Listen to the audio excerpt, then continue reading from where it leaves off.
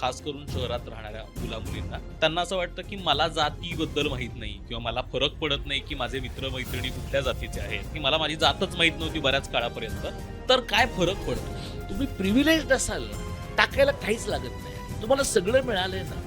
तुम्ही इकोसिस्टीमच्या केंद्रस्थानी आहात. शहरामध्ये आजही महानगरपालिकेचे नाले साफ करणारे लोक कोण आहेत? एकतर ते परप्रांतीय आहे किंवा आपल्या राज्यातले असले तर ते वाल्मिकी समाजातले, इतर समाजातले आहे. म्हणजे आपण कामाचं नॉमेनक्लेचर बदललं. आपण सफाई कामगार त्यांना म्हणतो आता. भंगी म्हणत नाहीत लोक, पण सफाई कामगारांमध्ये पण जात तीच आहे. नगरसारख्या जिल्ह्यामध्ये एखादा दलित मुलगा एखाद्या मराठा मुलीशी लग्न करायचं किंवा प्रेमात पडतो तो, तर त्याला ऑनर किलिंगचं रूप येतं आणि ते इतकं बिभत्स रूप येतं की त्या मुलाचे बारीक बारीक करून ते बोरवेल मध्ये टाकले जातात. दलित तरुणाच्या दलित हत्याकांड, दलित मुलाची या सगळ्या बातम्या ऐकतो त्यावेळेस ते पटत नाही. त्यावेळेस असं होतं की अरे माझ्या आजूबाजूचं वास्तव कदाचित असं नाही. मग अजूनही असे पॉकेट्स आहेत का महाराष्ट्रात, भारतात, की ही अजूनही वास्तविकता आहे? शहरामध्ये जातीचं वेषांतर झालं आहे आणि ग्रामीण भागात जातच्या मूळ निखळ रूपामध्ये उभी आहे आणि त्यामुळे गावातला विद्वेष जो आहे तो थेट दिसतो. इतकी वर्ष आता त्यांना आरक्षण आहे. कुणीतरी डॉक्टर बाबासाहेब आंबेडकरांचा कोट देतं की कसं ते काय आयुष्यभरासाठीचं नाहीये, टेम्पररी काय रिझर्वेशन होतं. खरंच या जातींना त्या आरक्षणाचा फायदा झाला का? झाला तर कुठे झाला? तू साधं बघ, आपल्याकडे काही हजार वर्ष आपल्याकडे ब्राह्मणांना शिक्षणाचा आणि ज्ञान संपादनाचा अधिकार राहिलेला आहे. म्हणून समाजातला एक विशिष्टच घटक शिकतो, ज्ञान संपादन करतो, ज्ञानाचा अर्थ लावतो, त्यातून समाजाच्या वर्तनाचं नियमन करतो. हे आरक्षण नाही तर काय आहे? दलित शिकले, दलितांना अनेकांना नोकऱ्या मिळाल्या का? नोकऱ्या मिळाल्या. परदेशात पण गेली का? गेली. पण परदेशामध्ये तर पहिला ब्राह्मण आणि पहिला मराठा आणि पहिला दलित यांच्यामध्ये काही वर्षांचं अंतर आहे की नाही? आता लोक काय म्हणतील, तिथे कुठे अमेरिकेत आरक्षण आहे, पण ऍक्सेस हा आरक्षणाचाच भाग आहे. सगळ्यात मोठा प्रॉब्लेम आहे ना की आपण जाती कळत नाहीत तेव्हा जातमुक्त समाजामध्ये नाही आहोत. आपण जात अज्ञ समाजामध्ये. काय माझी जात आहे? तर भारतीय ही माझी जात आहे, माणूस ही माझी जात आहे. आता अशा प्रकारे म्हणणारे लोक भोळसट नाहीये किंवा भाबडे पण नाहीये. त्यांना काहीतरी मनापासून वाटतं की माणसाची एकच जात असावी, म्हणजे जात संपली आहे का?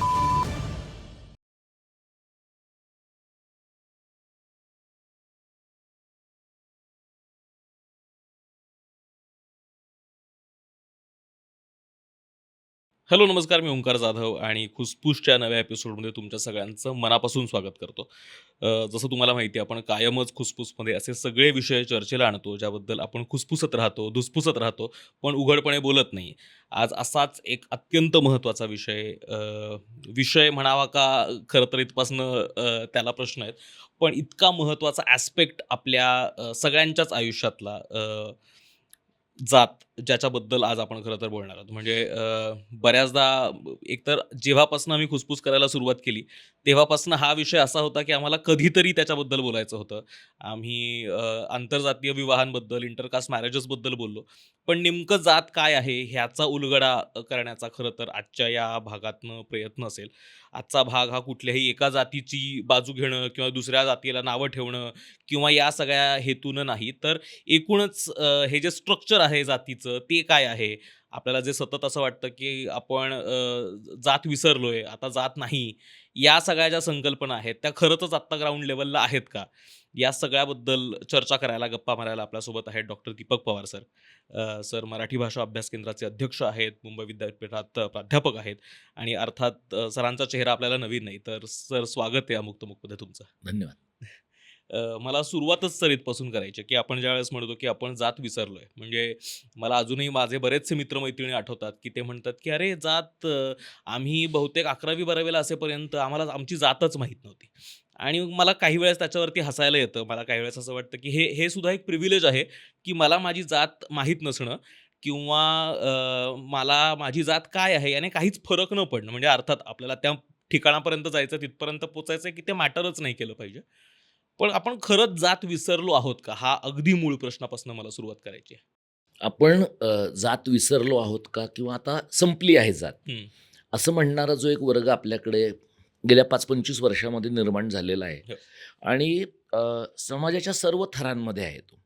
म्हणजे जात संपली आहे किंवा आपण ती विसरलो आहे असं म्हणणारा वर्ग महाराष्ट्रातल्या प्रत्येक जातीत आहे हं, आणि सर्वसाधारणपणे अशा लोकांचं प्रमाण शहरात अधिक आहे. निमशहरी भागात तुलनेनं कमी आणि गावात अजिबातच तसं कमी आहे. बरोबर. तर लोकांचं काय म्हणणं, जसं तू उल्लेख केलास की काही मित्र तुझे म्हणाले, हो. अनेक लोकांचं असं म्हणणं होतं की आमच्या शाळेतल्या अर्जात विचारलं, हम्म. त्याच्या आधी आम्हाला माहितीच नव्हतं. हो. तर ते आम्हाला विचारलं नसतं तर आम्हाला नसतंच त्याच्याबद्दल काही लिहावंसं वाटलं. असेही काही म्हणजे वेल माइंडेड, वेल इंटेन्शन, चांगला विचार ज्यांच्या मनात आहे असे लोक हो. असं म्हणतात किंवा काय माझी जात आहे, तर भारतीय ही माझी जात आहे, हम्म. माणूस ही माझी जात आहे. हो. आता अशा प्रकारे म्हणणारे लोक काही भोळसट नाही आहेत किंवा भाबडे पण नाही आहेत. त्यांना काहीतरी मनापासून वाटतं की माणसाची एकच जात असावी, माणसाचा एकच धर्म असावा. पण म्हणजे जात संपली आहे का? तर शहरामध्ये जर आपण पाहिलं तर ज्याला शहरातल्या लोकप्रिय वस्त्या आपण म्हणतो, हम्म. शहरातल्या अधिक महागड्या वस्त्या म्हणतो आपण, हम्म. आणि जिथे शहराकडे लोकांचा अधिक कल आहे, अशा वस्त्या जर आपण पाहिल्या तर त्या वस्त्यांमध्ये राहणारे लोक समाजाच्या कोणत्या थरातले आहेत आणि चाळींमध्ये, झोपडपट्ट्यांमध्ये, अनधिकृत वस्त्यांमध्ये राहणारे लोक समाजाच्या कोणत्या कोणत्या थरातले आहेत. किंवा हेच आपण शाळांच्या बाबतीत पाहिलं हम्म. तर आंतरराष्ट्रीय शाळांमध्ये जाणारी मुलं कोणत्या वर्णवर्गातली आहेत, हो. महापालिकेच्या जिल्हा परिषदेच्या शाळांमध्ये जाणारी मुलं कोणत्या वर्णवर्गातली आहेत, आणि मग अगदी एखाद्या झोपडपट्टीच्या कोपऱ्यामध्ये असलेल्या एखाद्या टपरीवजा शाळेत जाणारी मुलं कोणत्या वर्णातली आहेत. याचा एकदा अंदाज घेतला ना आपण की जातीने आता मिस्टर इंडियाचं रूप अनेक ठिकाणी धारण केलं आहे. म्हणजे लोकांना एक प्रकारची अनामिकता जाणवते. हो. म्हणजे लोकांना जात लपवायची आहे. म्हणजे बाबुराव बागुलांची ती जुनी कथा आहे, हो. जेव्हा मी जात चोरली होती. हो. तर जात तुम्हाला चोरावी लागत नाही दरवेळेला. जात काही वेळेला लपवावी लागते, हम्म. काही वेळा ती अदृश्य ठेवावी लागते, हम्म. काही वेळेला संदिग्धतेने बोलावं लागतं. हो. म्हणजे जात लपवण्याचं किंवा जातीबद्दलची चर्चा न करण्याचं हो. एक माध्यम काय आहे की लोकांनी आपलं आडनावच न सांगणं. आता आडनाव न सांगण्यासाठी काही ठिकाणी लोक आई वडिलांचं नाव एकत्र लावतात आणि महाराष्ट्रामध्ये बरेचदा त्याच्याकडे पुरोगामित्वाचा भाग म्हणून पाहिला जातो. हो. त्याच्यावर टीका करणारे लोक आहेत. पण तुम्ही आई वडिलांचं नाव लावलत किंवा फक्त आईचं लावलत किंवा फक्त वडिलांचं लावलत तरी तुम्हाला उभं आडवं स्कॅन करून तुमच्या जातीचा शोध घेणारी 10 पैकी 4 माणसं तुम्हाला सापडतात. मग ती ट्रेनमध्ये असतात, तुम्ही लांब पल्ल्याच्या गाडीमधनं जाताना तुम्ही शेजारी डबा काढलात हो. तर तुमच्या डब्याकडे बघून साधारणपणे कोणत्या वर्गातला हा माणूस असू शकेल याचा अंदाज घेणारे लोक असतात. म्हणजे आपण वक्तृत्व स्पर्धांमधून एक सरधोपट वाक्य मराठी शाळांमधनं लोक वापरतात की जात नाही ती जात. हो. हे एकदम सरधोपट पण तरीही काहीसं बरोबर वाक्य यासाठी आहे की लोकांच्या दृश्य व्यवहारामधनं जात कदाचित थोडीफार पसार होते आहे, पण लोकांची जी अदृश्य मानसिकता आहे हम्म. त्या अदृश्य मानसिकतेमध्ये जात आतमध्ये रुजते आहे.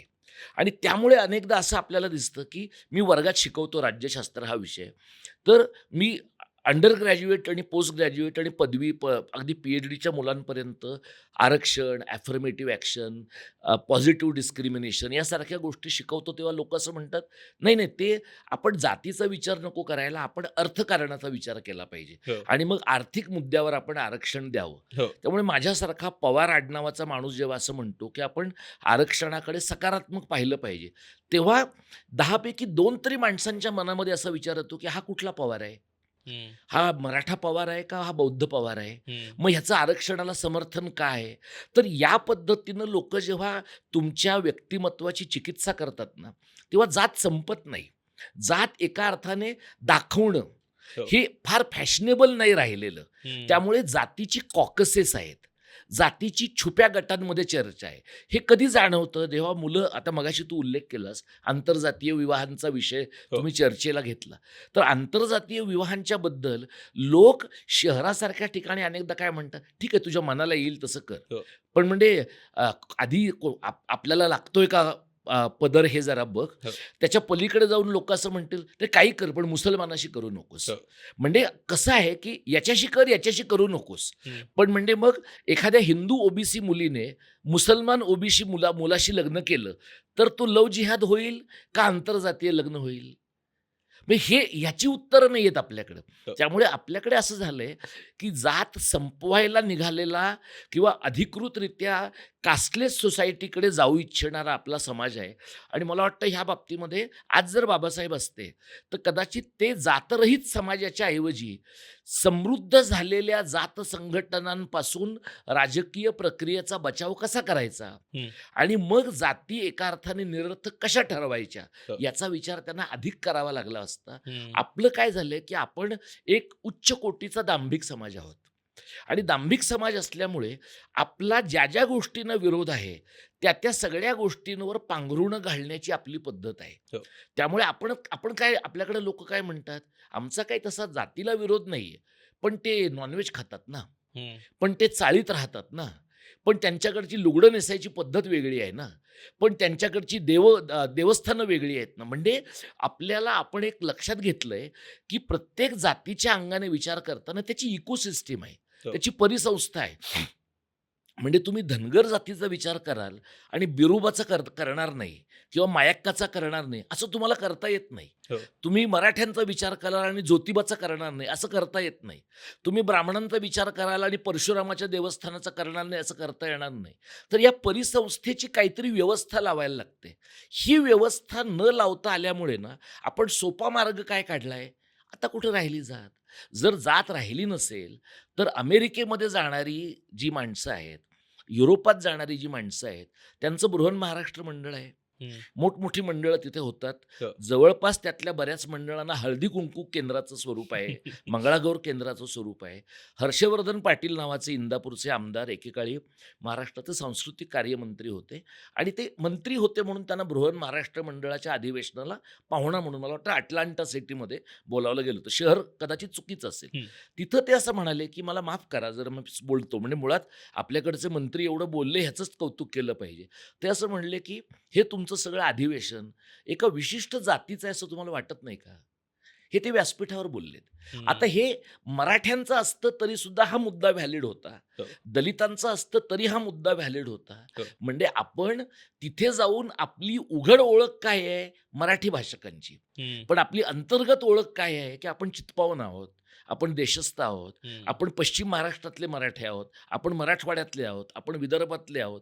या पद्धतीनं आपल्या जात उपजातीच्या ज्या ओळखी आहेत ना, ह्या माणसांना इतकी हजारो मैलांच्या अंतरावर पण विसरता येत नाहीत.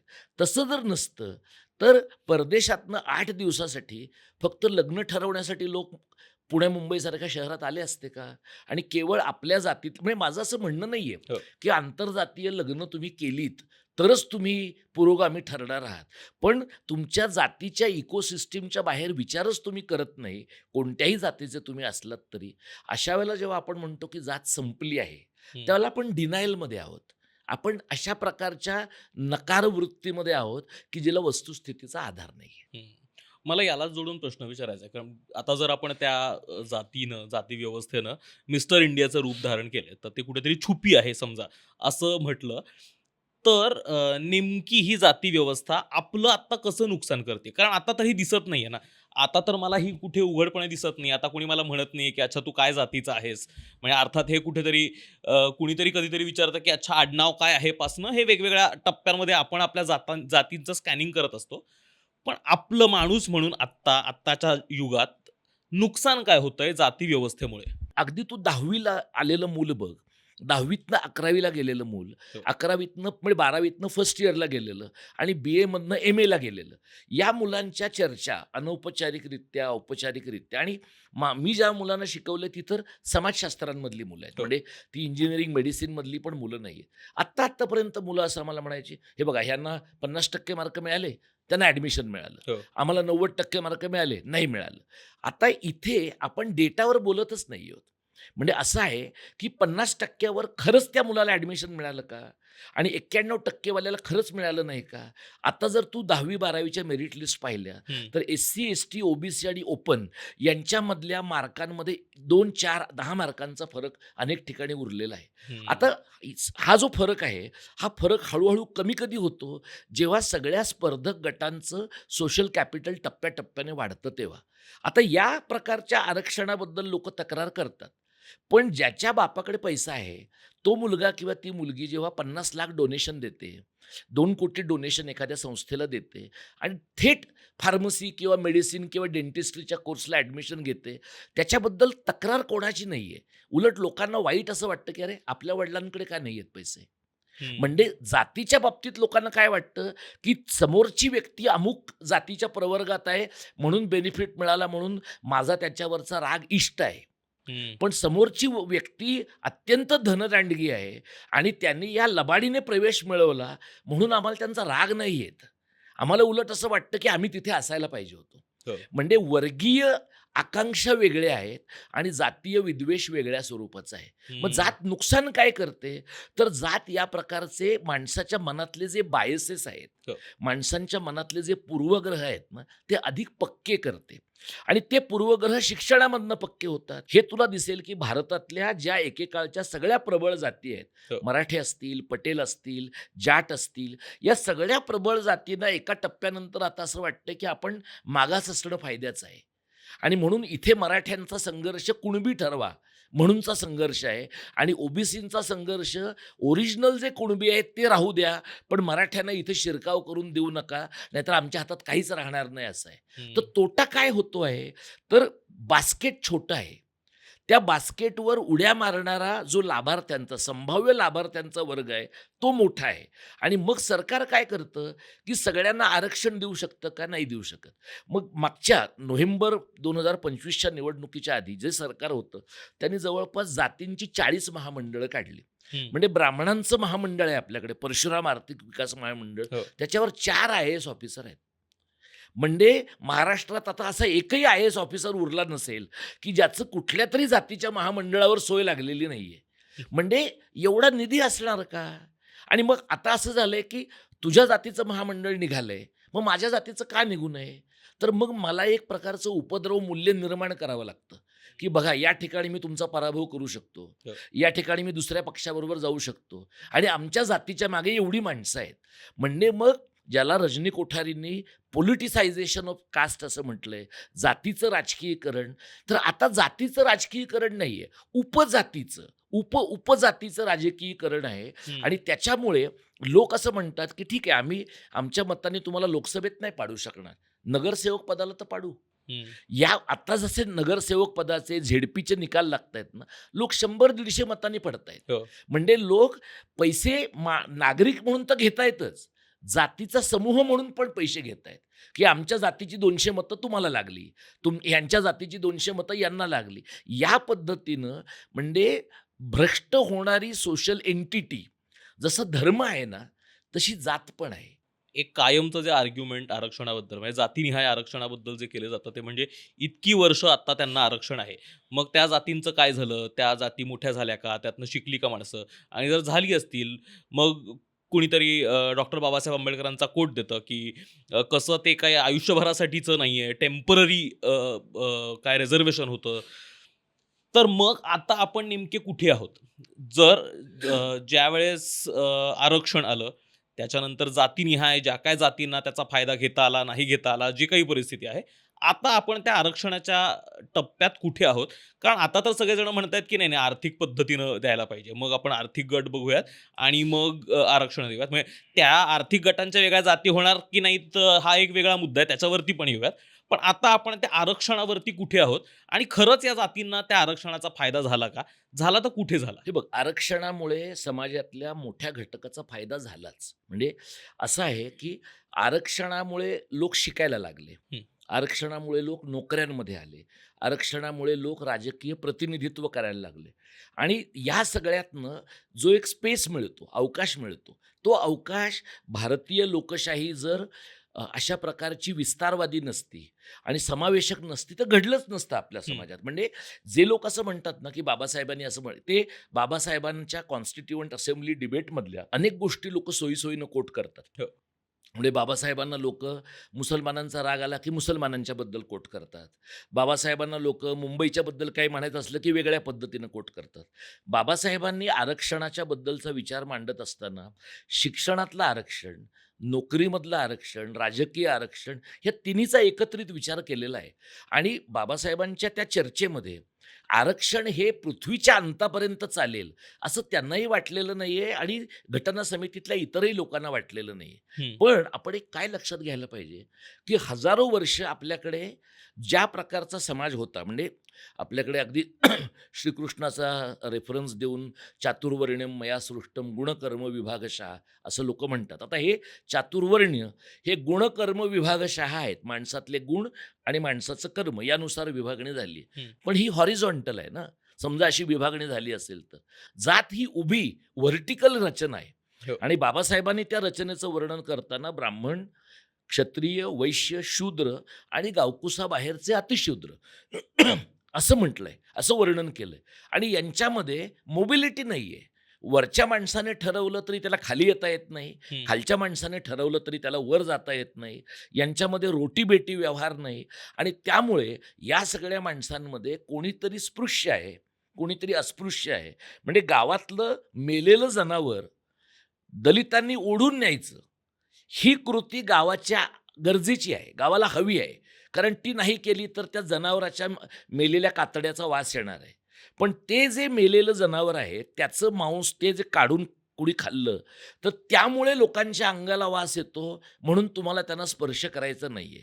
जर असं या पद्धतीचं वर्तन आणि विचार पद्धती असेल तर मग तुमच्या जनावरांची विल्हेवाट तुम्ही नको का लावायला? हं. म्हणजे समाजामध्ये तुम्ही ज्याला डिस्ट्रीब्युशन ऑफ वर्क म्हणताय ना, ते डिस्ट्रीब्युशन ऑफ वर्क नाहीये. म्हणजे दलिताच्या घरातलं जनावर मेलं त्या काळामध्ये, हो. तर ते जनावर उचलून न्यायची जबाबदारी क्षत्रिय आणि ब्राह्मणांवर होती का? नव्हती ना. म्हणजे तसं जर असतं तर कामामध्ये समानता आहे आणि सगळ्यांकडे समदृष्टीनं पाहिलं गेलंय असं म्हणता आलं असतं. पण तसं नाहीये. त्यामुळे घटनेनं ज्या वेळेला आरक्षणाचा विचार केला त्यावेळेला आणि अनुसूचित जाती ही जी कॅटेगरी आहे ही अनुसूची आहे ना. जनगणना ज्या वेळेला झाली ब्रिटिशांच्या काळामध्ये त्यावेळेला शेड्यूल्स बनवली गेली जातींची आणि आदिवासींची. त्या ज्या ट्राईब्सची सूची बनवली गेली ती शेड्यूल्ड ट्राईब्स आहेत. ज्या जातींची सूची बनवली गेली त्या शेड्यूल्ड कास्ट आहेत. आणि ही यादी विस्तारत राहिली कारण त्या काळच्या जनगणनेच्या पद्धती त्यानंतर झालेला बदल याच्यात फरक आहे. बरोबर. या सगळ्या प्रक्रियेतनं जेव्हा आरक्षण दिलं गेलं, आरक्षण कागदोपत्री दिलं जाणं आणि आरक्षण प्रत्यक्षात अंमलात आणायला मिळणं हं. ही प्रक्रिया खूप उशिराने घडलेली आहे. हं. म्हणजे तू महाराष्ट्रापुरतं पाहिलंस तर 47 साली स्वातंत्र्य मिळालं. पहिलं जे आपल्याकडं दलितांचं साहित्य आलंय शिकलेल्या पिढीचं ते 75 मध्ये आलंय. म्हणजे उपरा असेल, बलुत असेल, तराळ अंतराळ असेल, हो. इतर पुस्तकं असतील. म्हणजे स्वातंत्र्यानंतर 30 वर्षांनी पहिला स्वर आपल्याकडच्या दलित पुरुषांचा, बायकांचा त्याच्याही नंतर हो. हा बाहेर यायला लागला. म्हणजे माणसं शिकली, पण माणसं शिकली आणि त्यांच्या शिकण्यातनं त्यांच्या जगण्याची अभिव्यक्ती व्हायला वेळ लागला. तर त्याच्यानंतर पहिली पिढी, दुसरी पिढी शिकली, लोकांना नोकऱ्या मिळाल्या सरकारमध्ये. म्हणजे अगदी लोकांचा फायदा झाला नाही का? तर झाला. पण तो फायदा झाल्यानंतर सर्वसाधारण मनुष्य प्रवृत्ती काय आहे? तर आपल्याकडे येणारे फायदे परपेच्युएट करणं ही मानवी प्रवृत्ती आहे. तू मला जसं की- सांग, हां. जसं की जसं तू साधं बघ, आपल्याकडे काही हजार वर्ष आपल्याकडे ब्राह्मणांना शिक्षणाचा आणि ज्ञान संपादनाचा अधिकार राहिलेला आहे. म्हणजे विद्येविना मती गेली, मतीविना गती गेली, गतीविना शूद्र खचले, एवढे सारे अनर्थ एका अविद्येने केले असं फुले म्हणाले. फुल्यांच्या वेळी हे घडलं होतं का? हजारो वर्ष आधी घडलंय ना. हं. मग आपल्या भोवतालच्या माणसांना शिकायची संधी मिळाली पाहिजे. मग शिकायचा समान अवकाश सोडून दे, हं. किमान शिकायची संधी मिळाली पाहिजे. असं त्या काळामध्ये ज्यांच्याकडे शिकण्याचं आरक्षण होतं त्यांना नाही वाटलं ना. हं. आता याला तेव्हा तुम्ही आरक्षण का म्हणत नव्हतात? कारण परिभाषा नव्हती विकसित झालेली. पण परिभाषा विकसित झाली नाही म्हणून समाजातला एक विशिष्टच घटक शिकतो, ज्ञान संपादन करतो, ज्ञानाचा अर्थ लावतो, त्यातून समाजाच्या वर्तनाचं नियमन करतो. हे आरक्षण नाही तर काय आहे? त्याला घटनेनं आरक्षण म्हटलं आणि आधीच्या मनुस्मृतीनं किंवा इतर धर्मग्रंथांनी आरक्षण म्हटलं नाही. हा द्विजांचा विशेषाधिकार म्हटलं. एवढाच फरक आहे ना. हं. म्हणजे ते आरक्षण जे आहे ते काही हजारो वर्ष चालतं मग ते चालावं असं चालणं योग्य आहे का अयोग्य ह्याच्याबद्दल चर्चा केली पाहिजे. पण मग जे 2,500, 3,000, 5,000 वर्ष चाललं आणि जे आत्ता अगदी आत्तापर्यंत म्हणजे इथे पुण्याच्या जवळ नगरसारख्या जिल्ह्यामध्ये एखादा दलित मुलगा एखाद्या मराठा मुलीशी लग्न करायचं किंवा प्रेमात पडतो तो, तर त्याला ऑनर किलिंगचं रूप येतं आणि ते इतकं बिभत्स रूप येतं की त्या मुलाचे बारीक बारीक तुकडे करून ते बोरवेलमध्ये टाकले जातात. हे आरक्षण मिळाले की नाही माणसाला? शिकलाय की नाही तो मुलगा? सैराटमध्ये तू बघ. सैराट हा काही काल्पनिक सिनेमा नाही आहे. कोणाच्या तरी आयुष्यात घडलं आहे, पण ते कोणाच्या फक्त आयुष्यात घडलंय असं न म्हणता ते इतकं प्रातिनिधिक आहे की कोणाच्याही आयुष्यात घडू शकेल, अशा प्रकारची स्थिती आहे. मग अशा स्थितीत माणूस शिकतो, तेव्हा शिकण्यासाठी वर्गाच्या बाहेरच्या गोंडपाटावर बसण्यापासून वर्गात मागच्या बाकावर बसायची संधी मिळणं आणि त्यानंतर शिकल्यावर प्रतिष्ठापन मिळणं, हा प्रवास प्रचंड मोठा आहे. म्हणजे दलित शिकले, दलितांना अनेकांना नोकऱ्या मिळाल्या का? नोकऱ्या मिळाल्या. त्यांची घरं सुधारली का? घरं सुधारली. त्यांच्यातल्या पहिल्यातनं दुसऱ्या पिढीमधल्या लोकांमधनं शहरात माणसं आली का? आली. शहरातनं देशाच्या इतर भागात गेली का? गेली.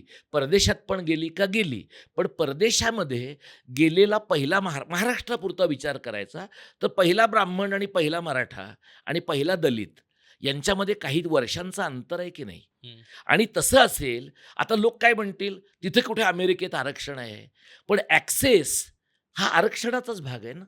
ॲक्सेस समाजाच्या विशिष्ट घटकाला एका टप्प्यावर आधी मिळतो, एका विशिष्ट घटकाला अजिबातच मिळत नाही. याचा जेव्हा आपण विचार करतो ना, त्यावेळेला आरक्षणाकडे पाहताना आपल्या समाजात दुर्दैवाने काय झालंय, आपण आरक्षणाकडे पाहताना फक्त शाळेत किती जागा आहेत, कॉलेजात किती जागा आहेत, नोकरीत किती जागा आहेत हे पाहतो. याच्या पलीकडे जाऊन ज्यांना त्या जागा मिळणार नाहीत त्यांना फेलोशिप मिळतील का? त्यांना इतर कोणत्या पद्धतीनं मदत करता येईल का? जसं आपल्याकडे आता सारथी आहे, बार्टी आहे, मार्टी आहे, या सगळ्या प्रकारच्या यंत्रणांनी जी माणसं आरक्षणाच्या चौकटीत बसत नाही आहेत पण त्यांना इतर पद्धतीने मदत करता येणं शक्य आहे, हे एका अर्थाने सोशल अपलिफ्टमेंटचं काम आहे, सामाजिक उन्नयनाचं काम आहे. तर असं करत करत आपण कुठपर्यंत आलो?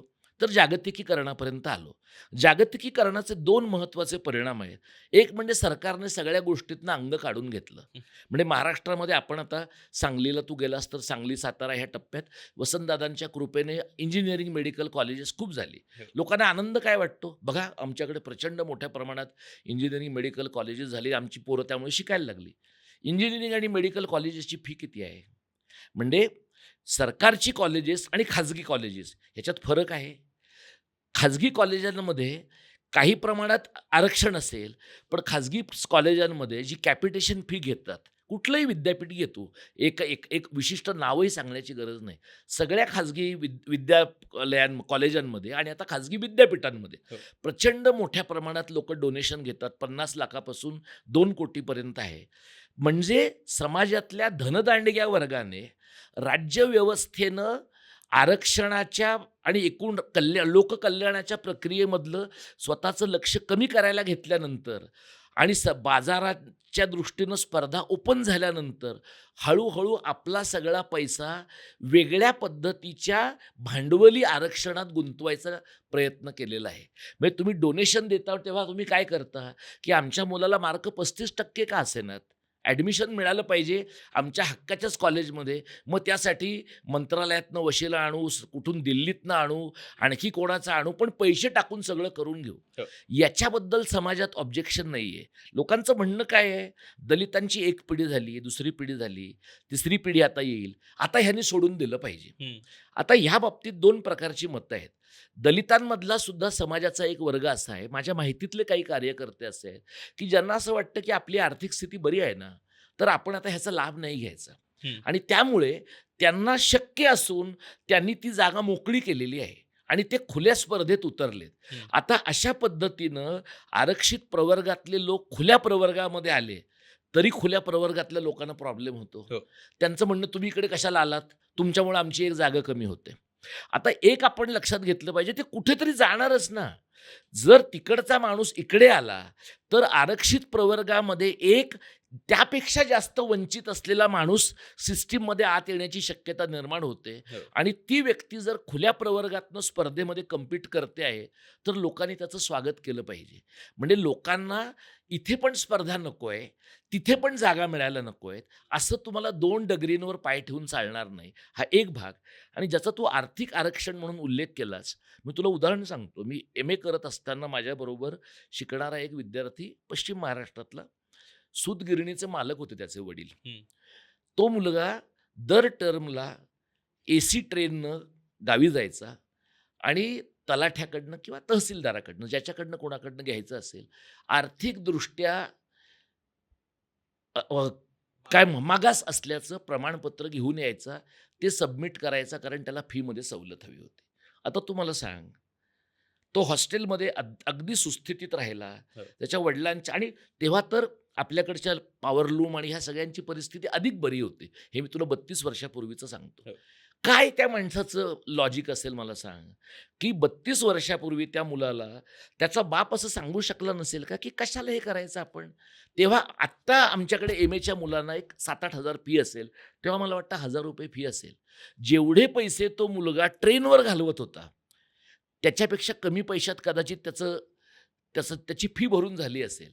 पण हे जे गव्हर्नमेंटचं खोटं रिकग्निशन आहे हो. गरीब असल्याचं, हे रिकग्निशन लोकं आर्थिकदृष्ट्या मागास ठरवण्यासाठी घेत आहेत. आता जर एखादा माणूस सवर्ण असेल, तर तो मागास प्रवर्गातला असल्याचं प्रमाणपत्र घेताना 10 वेळा विचार करेल, कारण त्याला आपण त्यात टेक्निकली विचार करता आपण खालच्या जातीचे आहोत असं म्हणून घेणं त्याला आवडणार नाही. हं. आता गेल्या काही वर्षात तुझ्या असं लक्षात येईल, की धडधाकट माणसं आपण हँडिकॅप्ड आहोत. हो. म्हणजे डोळ्यांचा प्रॉब्लेम आहे, हाताचा प्रॉब्लेम आहे. आता इथे पुण्यातही एक मोठी केस एका IAS ऑफिसरची पुढे आली. या प्रकारची सर्टिफिकेटं लोकं घेत आहेत. तर आर्थिकदृष्ट्या गरीब असल्याची प्रमाणपत्र घेणं तर अगदी अगदी सोपी गोष्ट आहे लोकांच्यासाठी. हं. आणि मग आर्थिकदृष्ट्या आरक्षण दिल्याच्या नंतर समजा आपण वादापुरतं गृहीत धरू की सरकारनं हे केलं, तर आर्थिकदृष्ट्या खोटी प्रमाणपत्र मिळवण्याची क्षमता खऱ्या गरिबांपेक्षा खोट्या गरिबांची जास्त आहे. त्यामुळे जातीच्या आधारे असलेलं आरक्षण मोडीत काढावं, ते संपूर्णतः संपवून टाकावं, असा विचार करणं हे असा विचार करणं केवळ दलितांना किंवा अनुसूचित जाती जमातीतल्या लोकांना गैर वाटावं असं नाही. तर तुमचा जर समता आणि न्यायावर विश्वास असेल आणि समरूप स्पर्धेवर विश्वास असेल, तर समाजातल्या खुल्या प्रवर्गातल्या लोकांनाही ते वाटलं पाहिजे. याचं कारण जो अन्याय काही हजार वर्षांचा आहे, तो लोकशाही व्यवस्थेमध्ये सुद्धा प्रयत्नपूर्वक टप्प्याटप्प्यानेच संपणार आहे. त्यामुळे मला एक एक एक मुद्दा जो मला अनेकदा माझ्या मनामध्ये येतो, तो म्हणजे की बाबासाहेबांनी आपल्याकडं जातमुक्त समाजाचा विचार केला. हो. आणि आज आपण ज्या प्रकारच्या समाजात आहोत ना, आपण जातयुक्त समाजात आहोत. जातीच्या बलिष्ठीकरण झालेल्या समाजामध्ये आहोत. म्हणजे बाबासाहेबांचा हेतू स्वच्छ आणि चांगला होता का? तर होता. पण संसदीय राजकारणाच्या चौकटीमध्ये मतांच्या शोधाच्या प्रक्रियेमध्ये जात मजबूत करणं हे जर राजकीय वर्गाला उपयुक्त वाटलं, तर ते जात संपवण्याचा मूर्खपणा करणारच नाहीत. हं. हे बाबासाहेबांच्या 2 कारणांनी लक्षात आलं नाही. एकतर ते खूपच सरळ मार्गी गृहस्थ होते आणि दुसरं म्हणजे त्यांचा मृत्यूच स्वातंत्र्यानंतर पहिल्या दशकाच्या आत झालाय. त्यामुळे भारतीय राजकारणाला आरक्षणामधनं आणि आरक्षणाबाहेर काय प्रकारचं एक विचित्र रूप येणार आहे, हे त्यांनी खूप जवळून त्यांनी पाहिलं नाही. जर एक आणखी 30-40 वर्ष बाबासाहेब जगले असते, तर त्या काळात त्यांना कदाचित याचा अंदाज येऊ शकला असता. पण आत्ता अशी परिस्थिती आहे, की जे बास्केट आहे, त्या म्हणजे आरक्षण रद्द करा असं म्हणणारे जे लोक आहेत ना, त्यांची 2 मागण्या आहेत. आम्हाला घ्या हं. किंवा रद्द करा. हो. म्हणजे त्यांचं असं नाही म्हणणं आहे, की हे रद्द करा. आणि मग ती बास्केट एवढी मोठी होईल ना, की अंतिमतः ते निरर्थकच होईल. हं. म्हणजे हे मला वाटतं त्या त्या कुठल्यातरी एका सिनेमात तशा प्रकारचं वाक्य आहे, की ते ते इतकी ती बास्केट विस्तारत न्यावी, की त्याचा कोणी लाभार्थीच राहू शकणार नाही. आणि मग त्या लाभार्थ्याच्या प्रक्रियेमध्ये ना मग पेट्रनेजचा प्रश्न येईल. म्हणजे आता तू जर बघितलंस तर सगळीकडे कॉलेजेसमध्ये, विद्यापीठांमध्ये अनेक ठिकाणी हो. आत्ता नोकरीचा दर सहाय्यक प्राध्यापकाचा दर 50 ते 80 लाखाचा आहे. तुम्ही खुल्या प्रवर्गातले असा, तुम्ही अनुसूचित जाती जमातीतले हो. असा. म्हणजे तुम्हाला जातीचं किंवा खुलं जरी आरक्षण जातीचं आरक्षण घ्यायचं असलं किंवा खुल्या प्रवर्गातनं यायचं असलं ना, तरी अनेकांना पैसा द्यायचाच आहे. म्हणजे आरक्षित प्रवर्गातला पण धनदांडगाच देऊ शकणार आहे. खुल्या प्रवर्गातला पण धनदांडगाच देऊ शकणार आहे. म्हणजे अशा या पातळीवर गुणवत्ता काही मॅटर करत नाही. आणि गुणवत्तेचा मुद्दा का लक्षात घेतला पाहिजे माहीत आहे? आपल्याकडं असे सोशल मीडियावर येणाऱ्या जोक्सपैकी लोकं असं म्हणतात बघ, की 45% मार्क मिळणाऱ्याला तुम्ही डॉक्टर कराल, तर अशा माणसाकडे तुम्ही आपल्या माणसाचं ऑपरेशन करायला पाठवाल का? एकतर मुळात अशा प्रकारचे मार्क मिळवणारे लोकं डॉक्टर नाही होत आहेत. चांगले गुण मिळणारे अनुसूचित प्रवर्गातले लोक लोक पण डॉक्टर होत आहेत. हा एक भाग. आणि मग 40% मिळवणारे आणि 70-80 लाख रुपये देऊन प्राध्यापक झालेल्या लोकांच्या पुढे, शिक्षकांच्या पुढे तुम्ही तुमची मुलं पाठवताय की? हं. म्हणजे जर लोकांच्या जीवाशीच खेळायचं असेल, तर ऑपरेशन थिएटरमध्येच खेळायला पाहिजे असं नाहीये ना. डोक्यात असाही सुरूच आहे. तुम्ही वर्गातही खेळताय. तर हे मला असं वाटतं ना, की गुणवत्ता नावाचं जे एक मृगजळ आहे आपल्याकडं, ते मृगजळ का झालंय? कारण आपला जात स्पेसिफिक गुणवत्तेवर विश्वास आहे. हं, माझ्या जातीतला माणूस गुणवानच असणार. हं. समोरच्या जातीतला माणूस मिडिऑकरच असणार.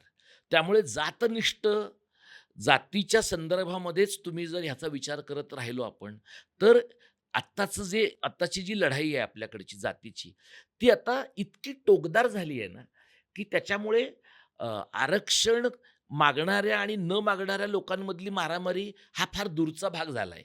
एका गावामध्ये राहणारा आरक्षित प्रवर्गातला आणि अनारक्षित प्रवर्गातला माणूस यातलं लग्न कोणाचं झालंय, लग्न कोणाचं होऊ शकतंय, मुलगी कोणाला मिळतेय, नोकरी कोणाला मिळण्याची शक्यता आहे किंवा अगदी कंत्राटी किंवा रोजगार हमीचं काम कोणाला मिळण्याची शक्यता आहे किंवा स्थलांतर कोणाचं बरं होण्याची शक्यता आहे किंवा घर मोडकळीला आलं तर छप्पर कोण टाकू शकण्याची शक्यता आहे. याच्यावरून यानंतरच्या काळात लोक रस्त्यावर येतील, इतकी टोकदार परिस्थिती किमान ग्रामीण महाराष्ट्रामध्ये आहे. त्यामुळे आता जर समजा सरकारने आरक्षण नको असं म्हणणाऱ्या लोकांचं ऐकलं, तात्पुरतं आपण असं धरू, तर आपल्याकडे लोक रस्त्यावर येतील दोन्ही बाजूचे आणि रक्तरंजित अशा प्रकारचा राडा होईल. त्यामुळे हे टप्प्याटप्प्याने आणि समाजातल्या ज्यांच्यापर्यंत ते पोचलं नाहीये आरक्षण, त्यांना त्याचा नीट लाभ घेण्याच्या संस्थात्मक यंत्रणा उभ्या करून मगच तुम्हाला समाज नीट पातळीवर आणता येणं शक्य आहे. तोपर्यंत घिसाडघाईनं जर काही गोष्टी केल्या, तर त्याचा बरा परिणाम होण्याच्या ऐवजी उलटा परिणाम होण्याची शक्यता आहे. आपण आता ग्रामीण भागातला उल्लेख केला कारण माझं कायमच मी शहरात वाढलोय म्हणजे पुण्यात वाढलोय. त्याच्यामुळे माझं कायम जे काही ऑब्झर्वेशन आहे जातीबद्दलचं ते शहरी आहे. आता तर मग जर आपण जाती व्यवस्थेबद्दल बोलायला गेलो, कदाचित एक टप्पा होता काही 100 वर्षांपूर्वी ज्यावेळेस जातीनुसार ती कामं डिझाईन्ड होती आणि मग काय आणि त्यानुसारच कामं व्हायची. मग शिक्षणाचं काम कोण करणार, मग चप्पल शिवण्याचं काम कोण करणार आणि मग काही पद्धतीची कामं कोण करणार ह्याचं सगळ्याचं एक विभाजन असतं. आता शहरात ज्यामध्ये जिथे फक्त एक ट्रान्झॅक्शन बनतं, सगळ्याला एक मूल्य आहे आणि मग सगळेच जण त्या कामासाठी कम्पीट करतात. मग तिथे आता हा प्रश्न कदाचित धूसर होत जातो. मग मला एखादी गोष्ट हवी आहे, मग मी ब्लिंकिट करतो. मग ब्लिंकिटवाला माणूस घेऊन येतो, माझ्या हातात त्याच्या हातातली पिशवी मी माझ्या हातात घेतो. आमचा तेवढाच एक ट्रान्झॅक्शन होतो. इथं मला जात मॅटर करत नाही. इतर कुठल्याही ट्रान्झॅक्शन करताना मला जात मॅटर करत नाही. ती शहरात केव्हा करते तर फक्त लग्नाच्या वेळेस करते. ग्रामीण भागात अजूनही असंच आहे, की तिथे चित्र थोडं वेगळं आहे. तिथे आणखीनही थोडा त्या पद्धतीचा भेदभाव अजूनही आहे. कारण बऱ्याचदा ज्यावेळेस ऑनर किलिंग असेल किंवा या सगळ्या बातम्या ऐकतो, त्यावेळेस ते पटत नाही. त्यावेळेस असं होतं, की अरे माझ्या आजूबाजूचं वास्तव कदाचित असं नाहीये. मग अजूनही असे पॉकेट्स आहेत का महाराष्ट्रात, भारतात, की ही अजूनही वास्तविकता आहे? ऑनर किलिंगची जी उदाहरणं आहेत, हं. म्हणजे मुलं शाळेतनं तालुक्याच्या ठिकाणी जात आहेत, एसटीनं जातात, एकमेकांना मुलं-मुली भेटतात आणि मुलं-मुली ज्यावेळेला भेटतात त्यावेळेला काही वेळेला का होईना त्यांच्यातली जातीची बंधनं थोडीशी मोकळी होत असतील, कारण ते पालकांच्या तुलनेनं कमी निरीक्षणाखाली आहेत. हो. तर तिथे असं दिसतं अनेक ठिकाणी ग्रामीण भागामध्ये, की तुम्ही वर्गात शिकताय तोपर्यंत काही प्रॉब्लेम नाही. तुम्ही मैत्री सुद्धा झाली, तर काही लिबरल पालक ते पाहूनही घेतील. पण तुम्ही लग्न करतो असं म्हणलात, तुम्ही प्रेमात पडतो असं म्हणलात आणि त्याच्यामध्ये मुलगी वरच्या जातीतली हं. आणि मुलगा अनुसूचित जाती जमातीतला किंवा गावच्या पारंपरिक परिभाषेमधला खालच्या जातीतला असा जर असेल, तर तिथे गजब होतो आणि तिथे एकतर त्या मुला-मुलीला पळून जावं लागतं. पळवून लावलं जातं किंवा तू आम्हाला मेलीस, तू आम्हाला मेलास या पद्धतीची भाषा वापरली जाते आणि त्याचा त्रास मग त्या मुलाचं जे घरातलं कुटुंब घरातली मंडळी आहेत, त्या सगळ्या मंडळींना होतो आणि त्यातनं एका माणसाचा फक्त प्रॉब्लेम होत नाही, तर ती ती व्यक्ती, त्याचं कुटुंब या सगळ्यांची ससेहोलपट होते. हं. तर हे जे आहे ना, हे गावात खूप घडतं आहे. म्हणजे आणि हे कशातनं घडतं आहे? आणखी एका पद्धतीतनं घडतंय ते म्हणजे आपल्या समाजाचं ज्या प्रकारचं धार्मिकीकरण झालंय, त्या धार्मिकीकरणामधनं जाती-जातींचे प्रश्न तर आहेतच. पण अगदी अस्खलित मराठी बोलणारा मराठी मुसलमान आहे. म्हणजे जो ज्या ज्या मुसलमानाकडनं लग्नामध्ये कासाराकडनं येणाऱ्या बांगड्या सगळ्या हिंदूंच्या घरात अगदी रेग्युलरली वापरल्या गेल्या आहेत आणि अगदी तुम्हाला ओळखू येणार नाही अशा पद्धतीनं व्यवहार सगळ्यांच्यामध्ये आहे. धार्मिकीकरण जसजसं महाराष्ट्रामध्ये अधिक वाढलंय, तसतसं आपल्याकडे म्हणजे दलितांच्या पैकी कुठल्या मुलाशी तर मैत्री नकोच. पण त्याच्यातही मुसलमान मुलगा असेल मराठी बोलणारा, तर त्याच्याशी तर अजिबातच मैत्री नको आणि हे बघण्याचं काम करणारे लोक कोण आहेत?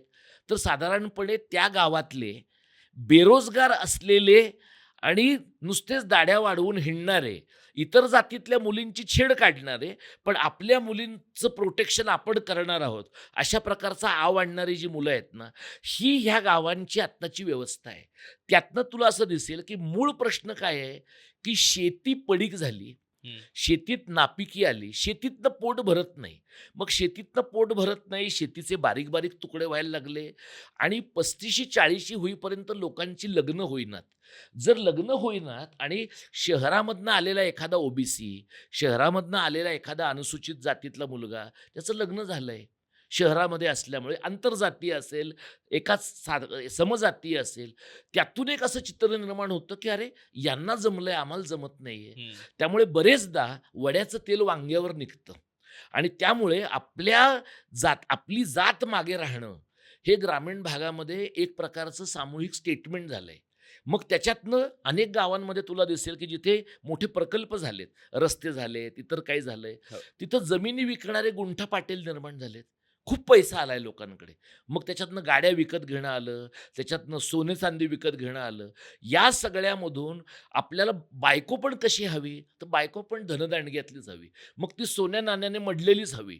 हे सगळं जे आहे ना आणि पुन्हा हे सगळं होऊन सुद्धा जातीतलीच हवी. हं.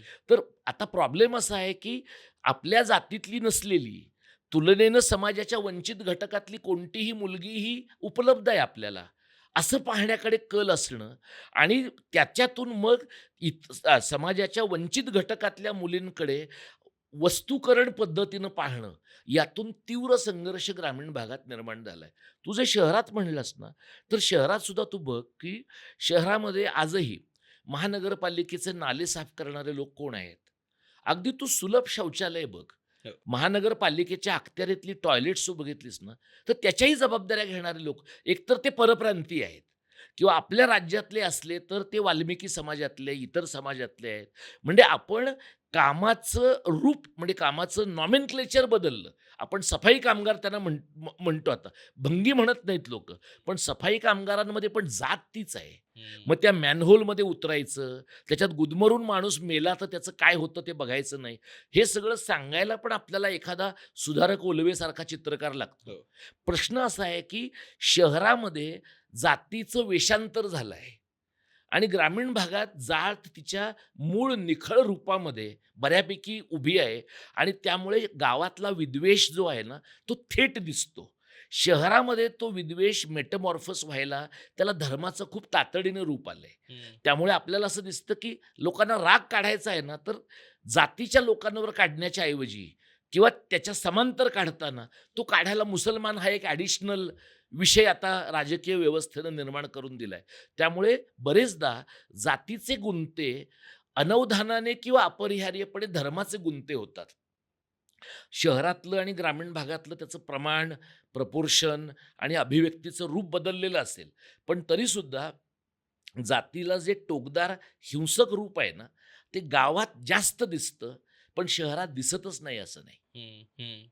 मला त्यातच थोडं पुढे जाते विचारायचं आहे. पण कितीही म्हटलं आपण म्हणजे आपण कितीही पुरोगामी समाज म्हणून कसं जात नसलेला समाज आणि मग जाती व्यवस्था कधी जाणार वगैरे अशा प्रश्नाकडे म्हणजे ते पोरकट वाटणारे प्रश्न असतील तरी मला विचारायचे आहेत. म्हणजे मला तिथपर्यंत यायचं आहे. पण जात ना प्रत्येकासाठी त्यांच्या त्यांच्या पद्धतीचा एक अँकर बनलाय. हां, म्हणजे आणि प्रत्येक जण ते त्याला धरून राहतो आणि माहीत नाही कुठून हे, पण त्या जातीला धरून राहणं यातच माझं सौख्य आहे, यातच शहाणपण आहे, असा एक काहीतरी समज आहे आणि मग तो सगळ्याच जातींमध्ये, मग तो ब्राह्मणांमध्ये आहे, तो मराठ्यांमध्ये आहे, तो अनुसूचित जातींमध्ये आहे. मला माझ्या जातीसोबत बांधील राहणं जास्त महत्त्वाचं आहे. हा जो एक प्राईड फॅक्टर आहे, हा जो माझ्या जातीबद्दलचा अभिमान असणं आहे आणि मग तो सगळ्याच जातीत, सरसकट सगळ्या जातींमध्ये आहे. मग आपण आसपास येता जाताना रिक्षावरचे मागचे त्याच्यावर जे काही लिहिलेलं असतं ते पाहिलं, टेम्पोवरती मागे काहीतरी लिहिलेलं आहे हे पाहिलं, वेगवेगळ्या गाड्यांवरती मागे जे काही लिहिलेलं आहे, हे ज्यावेळेस बघतो त्यावेळेस मला हे कळत नाही, की हा जो अभिमान फॅक्टर आहे, एकतर ज्या जातीत तुम्ही जन्माला हे तुम्ही चूजच नाही केलेलं आहे. या गोष्टीचा अभिमान हे नेमकं काय गणित आहे, की त्याच्यासोबतचा प्राईड फॅक्टर तयार होणं आणि ते एन्टायटल्ड वाटणं. हे कसं आहे माहिती आहे, ही जात, धर्म, वंश, भाषा हे ॲस्क्रिप्टिव्ह आयडेंटिटी जन्माच्या सोबत आपल्याकडे तर येतात. आता याच्यामध्ये विशिष्ट जातीमध्ये जन्माला येणं हा एक अपघात आहे. हं. याच्यात तुम्हाला चॉईस नाही. म्हणजे चांगलं वाटलं तरी तो चॉईस नाहीये, वाईट वाटलं तरी सुद्धा तो चॉईस नाहीये. आता त्याच्यामुळे आपल्याकडे दीर्घकाळ ना लोकं डिकास्ट व्हायचंय मला, हो. असा विशेषतः पुरोगामी वर्तुळातले लोक आपल्याकडे म्हणत राहिले. एकीकडे डिकास्ट व्हायचंय असं म्हणणारे लोक आहेत. दुसरीकडे संघाचे लोक तुम्हाला काय म्हणतात? आपण जातीकडे दुर्लक्ष करायचं कारण आपली प्रायमरी ओळख हिंदू आहे. त्यामुळे समतेकडे जायचं का समरसतेकडे जायचं? हं, हा आपल्याकडचा डायलेमा आहे. हं. आता तुम्ही समरस जर व्हायचं आहे म्हणजे एक पूर्ण वेगळं उदाहरण तू जर घेतलंस ना, तर एम एन श्रीनिवासची एक संस्कृतीकरणाची कल्पना आहे. संस्कृतायझेशनची कल्पना आहे. ते काय म्हणतात, की समाजातल्या खालच्या स्तरावरच्या जाती वरच्या स्तरावरच्या जातींचं अनुकरण करतात. हं. म्हणजे ते नावापासून आहे. म्हणजे एक काळ असा होता बघ, की बहुजनांमध्ये दगडू, धोंडू हो. या प्रकारची नावं होती. हो. आता तुला असं जाणवतं, की त्या सगळ्या नावांचं पूर्ण ब्राह्मणीकरण झालेलं आहे. हो. म्हणजे बहुजनांच्या नावांचं ब्राह्मणीकरण झालेलं असताना ब्राह्मणांच्या घरातली नावं आणखी कॉम्प्लिकेटेड झालेली आहेत. याचं कारण वेगळेपणा दाखवण्यासाठी ना आता काय तुम्ही दाखवणार कसं? हं. म्हणजे एक दीपक हे इतकं सामान्य नाव आहे, पण 40-50 वर्षांच्या पूर्वी दीपक हे नाव बहुजनांच्या मध्ये येणं ही तुलनेनं बरी गोष्ट असू शकली हं. होती. कारण त्यावेळेला कदाचित माझ्यासारख्या माणसाचं नाव आप्पासाहेब, हं. दादासाहेब, दगडू ह्यातलं काही असू शकलं असतं. पण माझी आई आणि माझे वडील शहरात आल्यामुळे कदाचित हे नाव कुठेतरी त्यांनी ऐकलं असण्याची शक्यता आहे. हो. मी गावात असतो तर माझं नाव वेगळं असतं. कारण माझ्या सगळ्या चुलत भावंडांची नावं पूर्ण वेगळी आहेत. माझं नाव वेगळं आहे. तर म्हणजे या नावाला शहरी वास आहे. हो. म्हणजे माझ्या खालच्या भावंडांच्या नावाला आणखी शहरी वास आहे. तर टप्प्याटप्प्याने काय होतंय माणसांचं, की माझ्या नावापासून मी उच्चार कसा करतो या सगळ्यांच्या पर्यंत ना माझी जात मला सबकॉन्शियसली आतून एक आधार देते. म्हणजे मी तुला सांगतो, मी एका वक्तृत्व स्पर्धेत भाग घेताना मी समाज आणि समाज हं. असे 2 शब्द आपण वापरतो. तर तोपर्यंत मला समाज आणि समाज हे 2 वेगळे उच्चार आहेत आणि समाज हा ब्राह्मणिकल अप्रूव्ड उच्चार आहे आणि समाज हा फार अप्रूव्ड नसलेला बहुजनी उच्चार आहे, हे मला माहीत नव्हतं. मी ती स्पर्धा जिंकलो. पण एक आमची मैत्रीण माझ्या एका मित्राला म्हणाली, "अरे त्याला हा समाज आणि समाज ह्या शब्दातला फरक लक्षात येत नाहीये का?" आता ते असं तेव्हा मी बऱ्या ब्राह्मणी वर्तुळात वावरलो. हं. म्हणजे जिथे मला अशा प्रकारच्या असमानतेचा अनुभव आला नाही. त्या नाहीतर याच्यातून एखादी ठिणगी पडू शकली असती. हो. पण मला असं जाणवलं, की ही अशा प्रकारचे उच्चार मला असं वाटतं, की हे जे बोलणारे लोक होते ना, त्यातनं मी मराठीच्या चळवळीकडे आलो. की हे आणि पाणीवाले लोक जे आहेत त्यातून मी शुद्धाशुद्धतेच्या लफड्यात अडकलो नाही आणि प्रमाण भाषेच्या ठिकाणी येऊन पोचलो.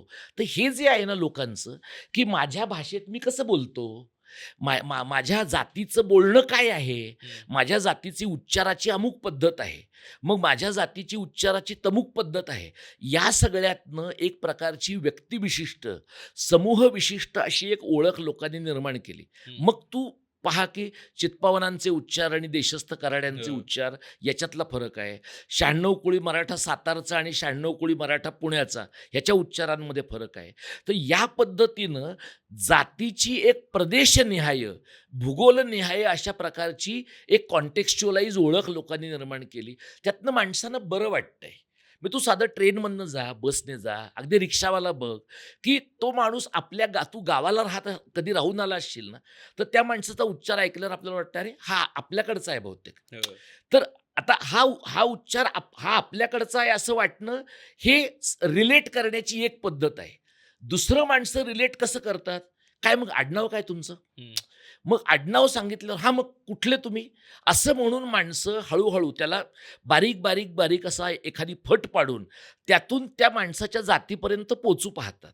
त्याचे दुहेरी फायदे तोटे आहेत. काही लोकांना वाटतं की अरे वा फारच छान, हा माणूस जो हुडकतोय ना ते माझ्यापर्यंतच यायचंय त्याला, हो. त्यातून माझी आणि त्याची ओळख घट्ट होते. मग मग तो माणूस आणि मी एकमेकांना सांगतो की नाही, ते आपल्या जातीचा वधूवर सूचक मेळावा पुढच्या आठवड्यात आहे, तुम्ही नक्की या. हं. एकतर मी तसं म्हणू शकतो किंवा मी त्याला म्हणू शकतो तुला हा शहाणपणा करायला कोणी सांगितलंय. हं. तर दोन्ही पद्धतीने रिॲक्ट करतात. म्हणजे भाषेच्या म्हणजे जातीच्या पद्धतीने माणसांनी एकमेकांना जोडून पण एकत्र येता येतंय आणि जाती नाकारण्याचा जो प्रकार आहे आपल्याकडे असे विशेषतः तुला शहरात खूप दिसेल हो. असं, की लोक असं म्हणतात आम्ही सगळं टाकलं, आता आम्ही सगळं नाकारलं.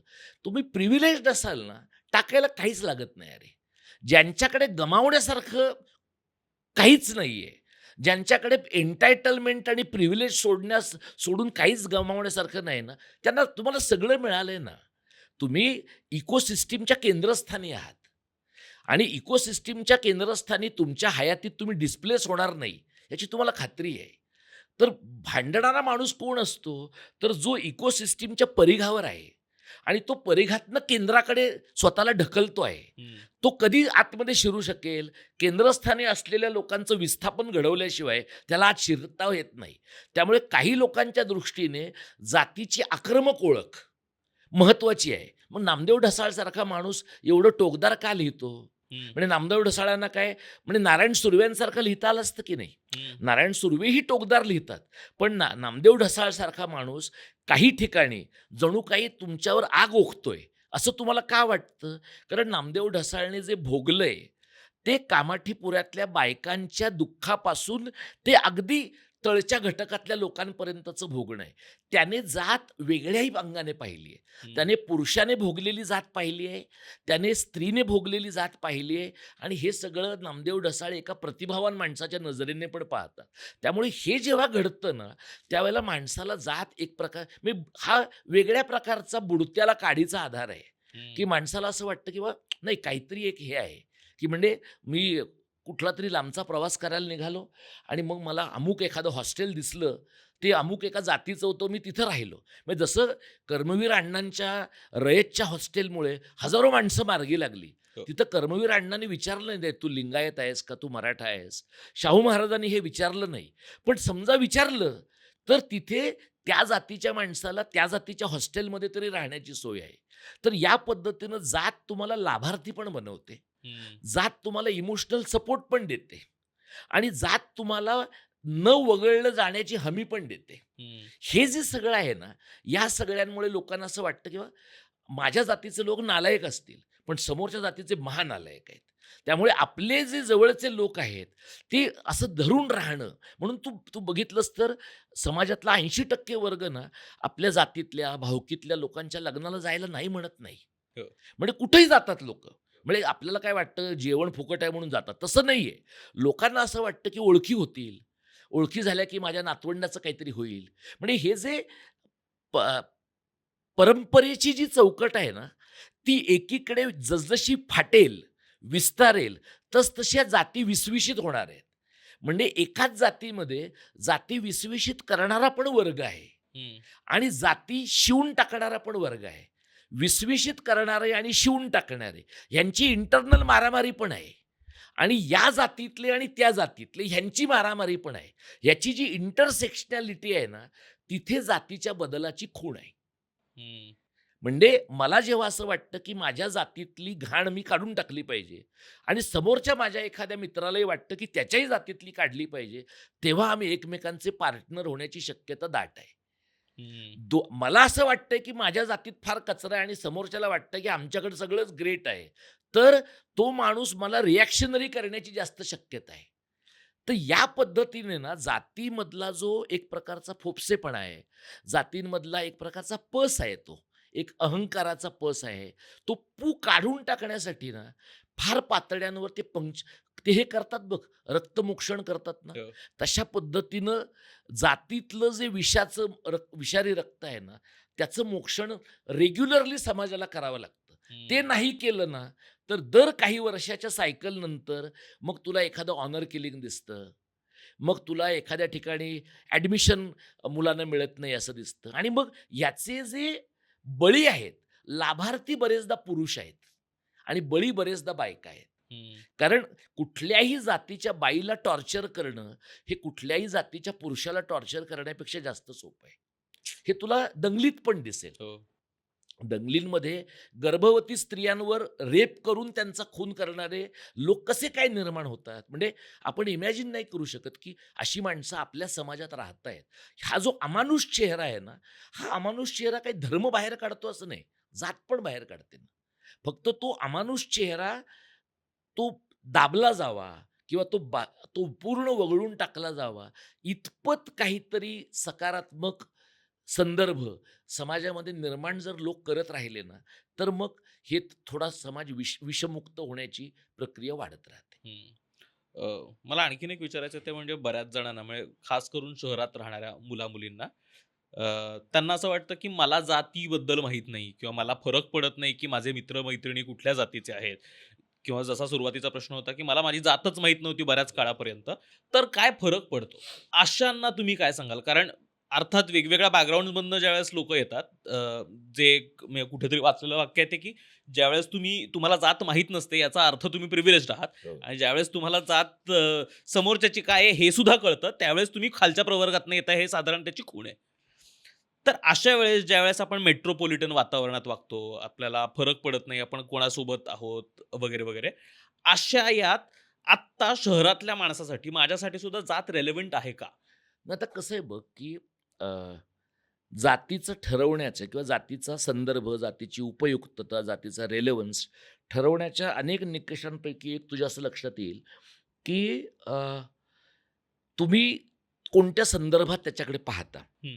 म्हणजे आता माझी मुलगी तिचं कॉलेज संपलं. ती स्वतः मराठी माध्यमात शिकली, पण तिचा सगळा जो गोतावळा आहे तिचा, तो या जनरेशनमधला सगळा इंग्रजी माध्यमातल्या लोकांचा आणि तू म्हणतोस ती जेन हो. टाईपची सगळी ही मुलं आहेत. तर ही मुलं इन्स्टावर आहेत आणि या मुलांना गाझापट्टीत काय चाललंय माहिती आहे, युक्रेनमध्ये काय चाललंय माहिती आहे, पण नगरमध्ये काय चाललंय ते माहीत नाही. हं. आता प्रॉब्लेम ह्यांचा काय आहे, की ह्यांची या सगळ्या मुलांना असं वाटतं किंवा आपण आपल्या आडनावाच्या म्हणजे त्यांची ओळख काय आहे, तर त्यांचं इन्स्टा हँडल ही त्यांची ओळख आहे. हो. त्यांचं ते फेसबुक वापरतच नाहीत, त्यामुळे ती त्यांची ओळख, पण इन्स्टा हँडल ही त्यांची ओळख आहे. ही जी मुलं आहेत ना, या मुलांच्या बाबतीमध्ये त्यांना त्यांच्या आई-वडिलांनी एक प्रकारचं प्रिव्हिलेज्ड अशा प्रकारचं आयुष्य दिलंय, मीडियम प्रिव्हिलेज दिलंय असं आपण म्हणू. तर या मुलांना ज्यावेळेला मराठ्यांचं आंदोलन मुंबईमध्ये होतं ना, ज्यावेळेला मराठी मुंबईमध्ये येतात, म्हणजे ह्या मुलांना माहिती नसतं आझाद मैदान कुठे आहे. हं. याचं कारण त्यांना मरीन ड्राईव्ह माहिती आहे. हो. Marine Drive is the place to inhabit it. हं. किंवा सिद्धिविनायक, तिथे लोक देवासाठी नाही, देवाच्या नावाखाली तरुण कपल्स जात आहेत तिथे, पण तिथं जात आहेत. त्यांना आझाद मैदान माहिती नाही, त्यांना कामगार मैदान माहिती नाही, त्यांना नरे पार्क माहिती नाही. हे कशामुळे आहे, की आपण जेव्हा जातमुक्त समाजामध्ये आहोत असा भ्रम आपल्याकडे पसरतो ना, तेव्हा आपण एका अपॉलिटिकल समाजामध्ये असतो. जात कळणं, धर्म कळणं, भाषा कळणं म्हणजे तुम्ही एका पॉलिटिकल कम्युनिटीमध्ये असणं. शहरी मध्यमवर्गीय, उच्च मध्यमवर्गीय पालकांचं म्हणणं काय? तू तू तू हे पाहून बघून घे ना जरा, की किती पालक आपल्या मुलांबरोबर बसून बातम्या पाहतात. म्हणजे मुलं बसत नाहीत हा भाग सोडून दे. हो. पण शहरी मध्यमवर्गीयांमध्ये लोकांची म्हणजे वर्गवारी काय आहे? पुरुषांनी बातम्या पाहायच्या, बाईने सीरियल पाहायच्या आणि मुलांनी त्यांच्या रूममध्ये त्यांचं सोशल मीडिया हँडल पाहायचं. या सगळ्या प्रक्रियेमधून ना आपण तरुण मुलं ज्यांना जात माहीत नाही असं ती म्हणतात, ती अपॉलिटिकल मुलं आहेत. म्हणजे त्यांचं मत आहे. मी माझ्या वर्गामध्ये जेव्हा पाहतो ना, तेव्हा जी दलित मुलं आहेत, त्यातल्या दलित मुलांना आरक्षणाच्या बद्दल बोलायचं असतं कारण ते त्याचे लाभार्थी आहेत. पण त्यांना वर्गात बोलायचं नसतं कारण त्यांना वाटतं आपण आयडेंटिफाय होऊ. हो. दुसरी जी मुलं आहेत, ती मुलं त्यांना त्याच्याबद्दल बोलायचं नसतं कारण त्यांना असं वाटतं की आपण कशाला वाईटपणा घ्या, तसंही आपल्याला बेनिफिट काही मिळतच नाहीये. मग हळूहळू वातावरण निर्मिती झाली आणि मग बोलणं व्हायला लागलं की तू म्हणतोस तसं लोक बायनरीत विचार करतात. आरक्षणाचा हा फायदा आहे, आरक्षणाचा हा तोटा आहे. याचा एक प्रॉब्लेम काय माहिती आहे, की शाळेमध्ये आपण मुलांना जातीच्या संबंधामध्ये फॅक्च्युअल काही शिकवत नाही. अंडर ग्रॅज्युएट इयर्समध्ये सोशल सायन्सेसच्या मुलांना काही फारसं शिकवलं, जे काय आहे ते रट्टा मारून शिकवलं जातं. कॉमर्सच्या, सायन्सच्या पोरांना तर काही म्हटलं काही शिकवलं जात नाही. आता त्या NEPमध्ये त्यांना 2 क्रेडिटचा कॉन्स्टिट्यूशनचा पेपर आहे, पण तो फाउंडेशन कोर्सचा पेपर आहे. कोणीही त्याच्यामधनं काहीही शिकत नाही, कोणालाही त्याच्यातनं काहीही कळत नाही. फक्त प्रिॲम्बल पाठांतर करणं एवढं एकच नवं रिच्युअल लोकांनी त्याच्यामधनं तयार केलेलं आहे. त्यातनं प्रॉब्लेम काय होतो, की लोकांना आपलं आपलं बॅकग्राऊंडच समजत नाही. आता माझ्या मुलीने मध्यंतरी मला सांगितलं, की कुठेतरी कोणाच्या तरी परिचयातलं व्यक्ती गेल्यानंतर ते भेटून आले त्यांना. ती व्यक्ती गेली होती, फक्त मैत्रिणीला भेटायला ते गेले. तर गेल्यानंतर दुसऱ्या एका मैत्रिणीच्या घरी गेल्यावर तिच्या आईने सगळ्या मुली घरात शिरताक्षणी त्यांच्या अंगावर गोमूत्र शिंपडलं. कारण तिचं असं म्हणणं होतं, की तुम्ही एका आता टेक्निकली अशुभ ठिकाणी जाऊन आलेले आहात. हो. हे तू मला सांग, की ह्याला जातीय संदर्भ आहे की नाही? म्हणजे एखाद्या माणसाच्या कुटुंबाच्या सहवेदना भेटीसाठी तुम्ही गेलेले आहात, ही नॉर्मल घटना आहे. पण त्याच्यातनं तुम्हाला प्युरिफाय करणं हे गोमूत्रातून शक्य आहे. ह्याला कास्ट कॉन्टेक्स्ट आहे ना. पण ह्या सगळ्या मुलींच्यापैकी कोणालाही कळलं नाही, जाणवलं नाही. मी त्यांना हे ऑड आहे हे कळलं. याला कास्ट कनोटेशन आहे हे नाही कळलेलं. हो. याचं कारण असं की त्याच्यासाठी जे किमान तुम्हाला वाचावं लागतं ना, किमान तुम्हाला माहिती असावं. लोकांचं काय म्हणणं आहे, हा बाबासाहेब आंबेडकर घटना लिहिली. आपण आपलं सगळं शिक्षण अंडरग्रॅड, पोस्ट ग्रॅड यातला बराचसा मोठा भाग हा बहुपर्यायी प्रश्नांचा आहे. त्यामुळे चिकित्सेला वाव नाहीये. बाबा तू 4 लेख वाचलेस, मी 4 लेख वाचले. आपण एकमेकांशी एकदम जीवाच्या आकांताने भांडलो, पण काहीतरी स्पष्टता घेऊन बाहेर पडलो. अशा प्रकारे जर शाळा कॉलेजांमध्ये घडत नसेल ना, तर मुलांना जात कळत का नाहीये? कारण त्यांना जसं एखादा दिवाळीमध्ये फटाका हातात घेऊ नये, तसं जात नावाच्या भानगडीच्या नादाला लागू नये. अशा प्रकारची अपॉलिटिकल वृत्ती तरुण मुलांच्यामध्ये आली आहे. मग त्यांना कधी जाणवतं ते सगळं? मग त्यांना ते जाणवतं ॲडमिशन्सच्या एखाद्या टप्प्याला. हो. मग त्यांना ते जाणवतं जेव्हा ते परदेशात जातात आणि एखाद्या स्वतःच्या जातीच्या इकोसिस्टीममध्ये राहतात आणि मग हे लोक रेडीमेड हिंदू, हिंदुस्तानच्या कथनात सापडतात. कारण त्यांना वाटतं, की हे रोखायचं तर हेच गरजेचं आहे. हा जो सगळ्यात मोठा प्रॉब्लेम आहे ना, की आपण जाती कळत नाहीत तेव्हा जातमुक्त समाजामध्ये नाही आहोत. आपण जातअज्ञ समाजामध्ये आहोत. आणि हा जो जातअज्ञ समाज आहे ना, त्यांच्या मनातली जात गेली नाही. तू लोकांचं पहा, म्हणजे मुंबईत अनेक ठिकाणी शाकाहारी आणि मांसाहारी लोकांच्या इमारती वेगळ्या आहेत, विंग्ज वेगळ्या आहेत. हो. तर आता हे जैनांनी सुरू केलं हे बरोबर आहे. पण मुंबई शहरामध्ये अनेक ठिकाणी हिंदूंच्या सोसायट्यांमध्ये मराठी मुसलमानाला पण जागा नाहीये.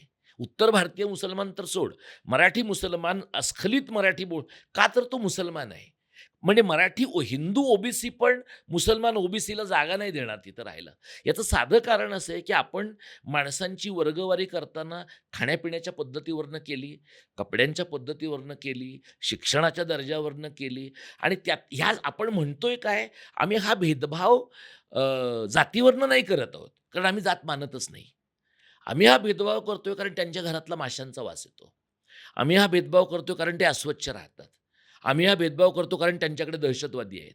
म्हणजे आपण एकाच प्रकारच्या विरोधाला वेगवेगळी प्रासंगिक नावं देऊन मूळ जो प्रश्न आहे ना, तो प्रश्न डायल्यूट करण्याचा प्रयत्न करतोय. त्यामुळे आत्ता जी मुलं पाहतो आपण कॉलेजेसमध्ये जाणारी, या मुलांना जात माहीत नाही, याचं कारण त्यांना त्यांची भूमीच माहिती नाही. त्यांना त्यांची जमीन माहिती नाही. आता मी मराठीचं काम करतो त्यामुळे तुला असं वाटेल, की अरे सगळीकडे हा भाषेचा प्रश्न आणतो की काय? पण लोक जेव्हा आपल्या भाषेत शिकतात ना, हो. तमिळ लोक तमिळ भाषेत शिकतात, बंगाली लोक बंगाली भाषेत शिकतात, तेव्हा त्यांची भाषिक जी भूमी आहे ती त्यांना नीट कळते. आता तू मुंबईमध्ये बघ लोकांना आयफेल टॉवरच्या बद्दल माहिती आहे, पण भांडूप पंपिंग स्टेशनबद्दल माहिती नाहीये. म्हणजे भांडूप पंपिंग स्टेशनबद्दल माहिती झाल्यामुळे तुम्ही काही तज्ज्ञ होता असं नाही. पण आयफेल टॉवरच्या बद्दल माहिती केल्यामुळे तुम्ही जाता असं पण नाहीये ना. म्हणजे तुम्हाला लोकल काय, ग्लोबल काय, तर जात ही तुमची लोकल पण आयडेंटिटी आहे ना. तर हे जे लोकल आहे म्हणजे सामान्य नाहीये. ती ज्ञात होणं, ती कळणं, त्याच्याबद्दल तुम्ही अवेअर असणं आणि मग त्याचं काहीतरी बरं करण्याचा प्रयत्न करणं, ही प्रोसेस आकलनातनं शक्य आहे, चिकित्सेतनं शक्य आहे. अज्ञानातून चिकित्सा शक्य नाहीये.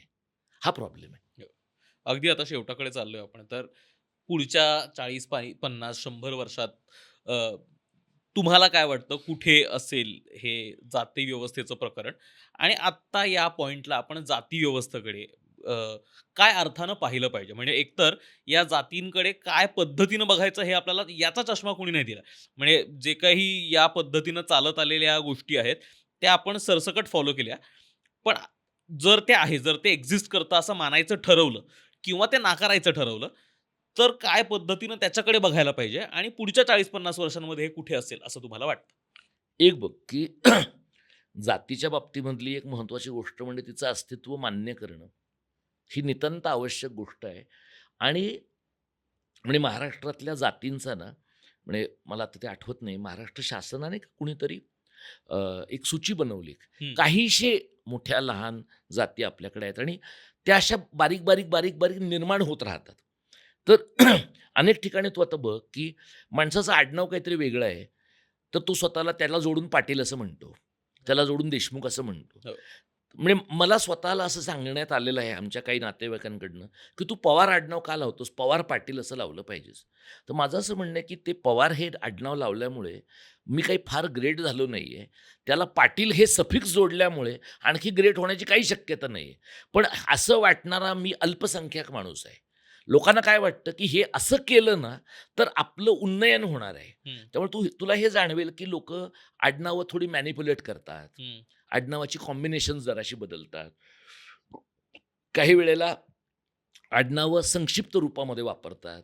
कळू नये अशा पद्धतीने वापरतात. कारण लोकांना त्या आडनावांमुळे वाईट अनुभव काही वेळेला आलेला असतो. तर मला असं वाटतं, की आपण हे मान्य करायला पाहिजे समाज म्हणून, की माणसांना विविध प्रकारच्या जातींमध्ये समाजाच्या एका ऐतिहासिक उत्क्रांतीच्या प्रक्रियेमध्ये वाटलं गेलेलं आहे. आता ही मनुष्य निर्मित प्रक्रिया आहे का परमेश्वर निर्मित आहे आणि कुठला जात परमेश्वराच्या कुठल्या अंगातून निर्माण झाली, अशा प्रकारच्या वाह्यात चर्चेत जाण्याचं काही कारण नाही. महत्त्वाची गोष्ट काय आहे, की या देशामध्ये जर आपण लोकशाही स्वीकारली आहे, या देशामध्ये आपण सामाजिक समता आणि माणसांच्या जगण्याचं मोल मान्य केलेलं आहे, तर याचा अर्थ समाजातला कोणताही माणूस, धनदांडगा आणि देश विकत घेऊ शकणारा माणूस आणि रस्त्यावर अक्षरशः भीक मागणारा माणूस यांचं तांत्रिकदृष्ट्या मोल सारखं आहे. असं जर असेल तर त्या माणसाची जात काय आहे, तो माणूस समाजाच्या कोणत्या थरातनं येतो, याचा विचार करत असू आपण, तर त्या माणसामधल्या असमानतेचा स्तर पण घटत गेला पाहिजे, याचा विचार त्याच वेळेला केला पाहिजे. तो जर केला नाही ना, तर आपण इगॅलिटेरियन समाज किंवा लोककल्याणकारी अशा प्रकारची व्यवस्था निर्माण नाही करू शकणार. आणि त्यासाठी मला असं वाटतं, की या प्रकारचा विचार राजकीय वर्गाने केला पाहिजे. या प्रकारचा विचार प्रशासनाने केला पाहिजे. या प्रकारचा विचार समाजातल्या सर्जनशील माणसांनी केला पाहिजे. म्हणजे आपण बरेचदा काय म्हणतो, म्हणजे सैराटसारखा सिनेमा ज्यावेळेला आला, तर सैराटसारखा सिनेमा आल्यानंतर लोक काय शिकले मला सांग? म्हणजे मला माहीत नाही. मी काही महाराष्ट्रभराचा असा सर्व्हे केलेला नाही, पण जे दिसतं सर्वसाधारणपणे ते म्हणजे लोकांनी गाणी एन्जॉय केली. लोकांनी त्या दोघांचं एक अडनिड्या वयातलं प्रेम पाहिलं आणि मग लोक असं म्हणाले की हे असं केलं की असं होतं. तसं मी तुला सांगतो, स्मिता पाटील यांचा तो सिनेमा आहे बघ, तिला उंबरठा. उंबरठा. तो स्मिता पाटील यांचा सिनेमा पाहिल्यानंतर माझ्या आणि तो खूप आवडलेला सिनेमा होता मला.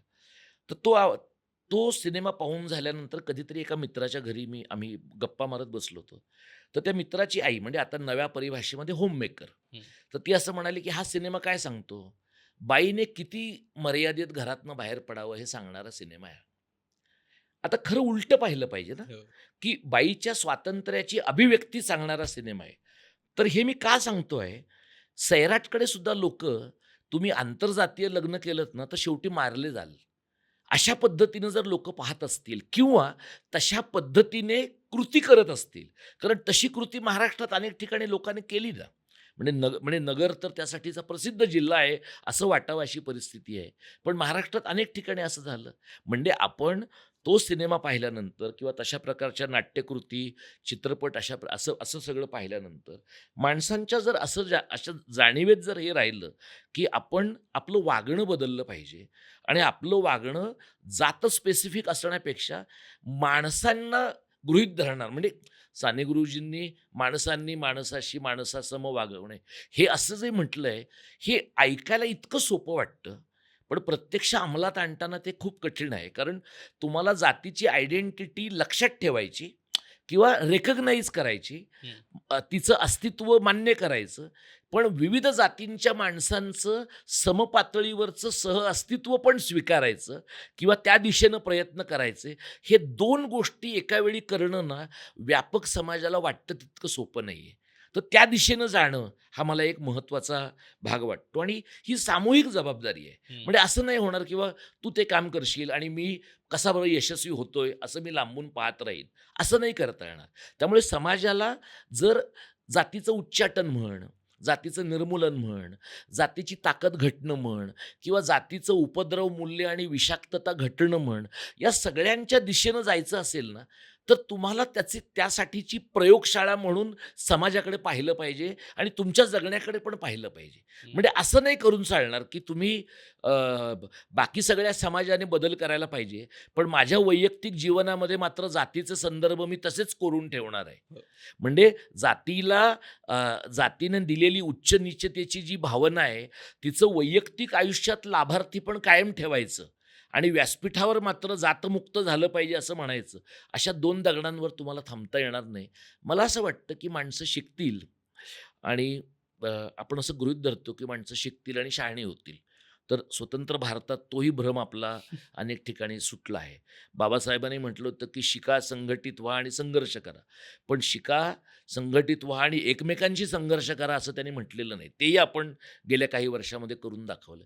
तर मला असं वाटतं, की जातीच्या पेचांच्या बाबतीमध्ये कुठल्याही समाजाला एक शहाणं नेतृत्व लागतं आणि एका माणसाचं नाही, अनेक अनेक पातळीवरचं शहाणं नेतृत्व लागतं. म्हणजे बाबासाहेबांसारख्या माणसाला म्हणजे 14 तळ्याचा सत्याग्रह झाला आणि सवर्णांनी खूप मारहाण केली. त्यावेळेला बाबासाहेबांना त्यांच्या अनुयायांनी विचारलं, की आपण का नाही हल्ला करत आहोत? तर बाबासाहेबांनी नाही म्हटलं त्याच्यावर. म्हणजे तू मला सांग, की तेव्हा करता आलं असतं ना?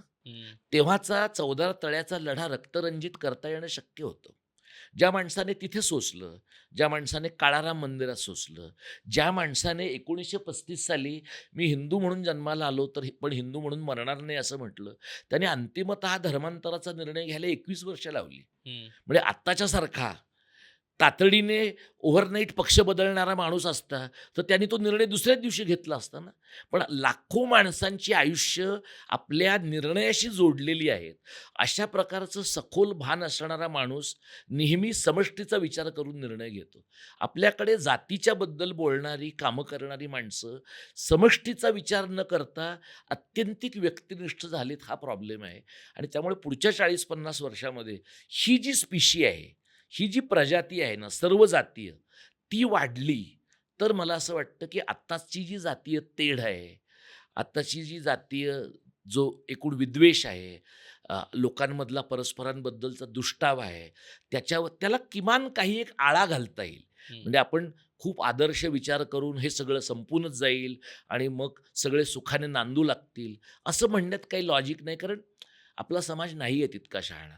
पण आपला समाज किमान कमी वेडा वागेल, एवढी एक अपेक्षा आपल्याला पुढच्या 50 वर्षांमध्ये शिक्षणातनं जात साक्षरता निर्माण होईल आणि त्यातनं मानव धर्माबद्दलची साक्षरता पण निर्माण होईल.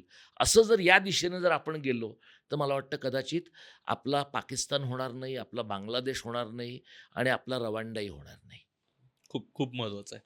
खूप खूप आभार सर तुमचे. धन्यवाद. म्हणजे खूपच महत्वाचा, खरं तर तितकाच क्लिष्ट असलेला विषय सोपा करून सांगितला. त्याबद्दल तुम्हाला आजचा एपिसोड कसा वाटला कमेंट्समध्ये नक्की सांगा. तुमच्या ज्या काही प्रतिक्रिया असतील, तुमचा वेगळा काही दृष्टिकोन असेल, तुम्हाला वेगळं काही वाटत असेल या सगळ्या संभाषणाबद्दल, तर तेही जरूर कळवा. आम्हाला वेगवेगळे विचार ऐकायला आवडतील. अ, जर एपिसोड आवडला असेल तर प्लीज अमुक तमुकला सबस्क्राईब करा. धन्यवाद. लोभ असावा.